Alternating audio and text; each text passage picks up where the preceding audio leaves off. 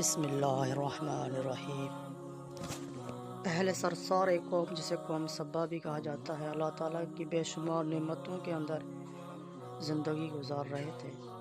یہ قوم ایک عظیم تہذیب و تمدن کی مالک تھی۔ حضرت داؤد علیہ السلام اور حضرت سلیمان علیہ السلام کے بعظمت حکومتوں کے بعد ان کی حکومت زبان زد و خاص عام تھی۔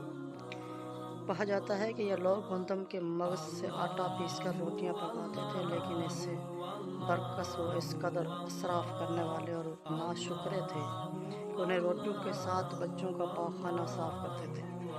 بعد اذان ان آلودہ روٹیوں کو اکٹھا کرنے سے ایک پہاڑ بن گیا تھا۔ پھر ایک صالح شخص نے وہاں سے گزرتے ہوئے ایک عورت کو دیکھا جو روٹی کے ساتھ بچے کے پاخانے کی مقام کو صاف کر رہی تھی۔ اس شخص نے عورت سے کہا، تیرے اوپر افسوس، خدا سے ڈر، کہیں ایسا نہ ہو کہ خدا تیرے اوپر اپنا